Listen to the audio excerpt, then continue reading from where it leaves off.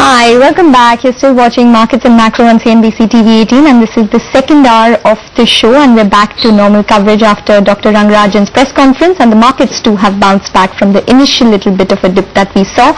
So the Nifty is currently up around 0.2%. Sonia joins in for the next hour as well. Sonia, hi. Hi, Ekta. Well, yeah, like you pointed out, the markets have bounced back. So let's continue with our chat that we've been having with Kiran Mazumdar-Shaw, the Chairman and Managing Director of Biocon. Kiran, just coming back to the business itself, you've entered into a pact to market, a sepsis therapy drug in India. Can you just give us a little more details on what this drug does? What is the potential in terms of revenue generation, etc., for Biocon?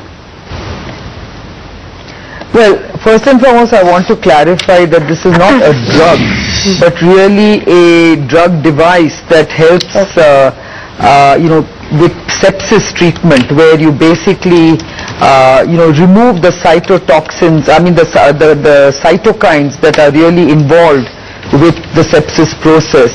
And therefore it then has a huge positive impact on reducing morbidity in sepsis. 42% of sepsis cases actually unfortunately lead to morbidity, and so therefore a drug device such as this can actually effectively reduce this morbidity rate from such alarming levels. Mr. Shaw, just concentrating on the domestic market, how is the branded formulation market doing in India at this point, and how is Biocon doing versus the industry average? So basically, our branded formulations business has been growing robustly over the years, and we have segmented our business very carefully into some of our key sectors like diabetology, cardiology, nephrology, and of course now immunology and cancer, oncology, really based on our flagship products, insulins, the anti-cancer antibodies, the immunosuppressants, and of course our cardiovascular statins. Now, having said that, I would say that Biocon has, from a low base, obviously grown much faster than the industry, but some of our divisions are challenged with the recent lack of clarity around drug pricing and some of the issues we are seeing around the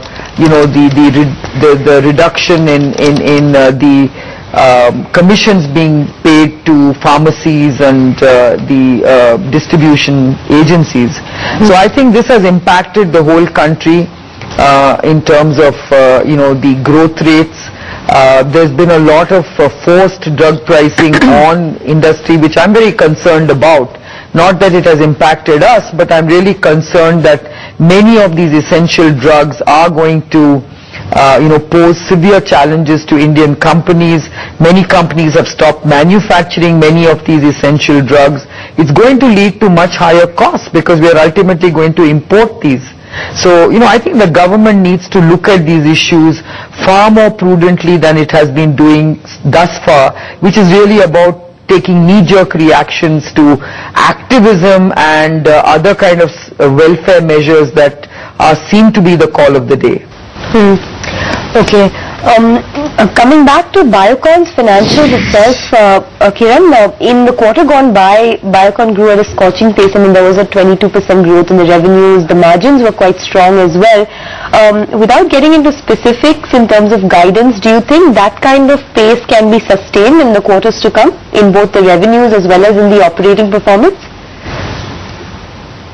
Well, certainly we believe that we are on a good, wicket at the moment, largely because of the fact that our business is very export-driven, and given the weak rupee, we obviously do benefit from the currency difference. Having said that, we are also seeing a good traction in many of our core businesses, and all this is basically helping us to drive robust growth. So yes, I think the first quarter's performance is fairly reflective of the year ahead. Alright, Mrs. Shaw, we'll have to leave it at that. Thank you very much for joining in. So that's Biocon talking about the macro space just some time back, but also touching upon the company itself. The stock is down around 1.5%, but the Nifty is holding with a gain of around 0.3%. Take a break and come back.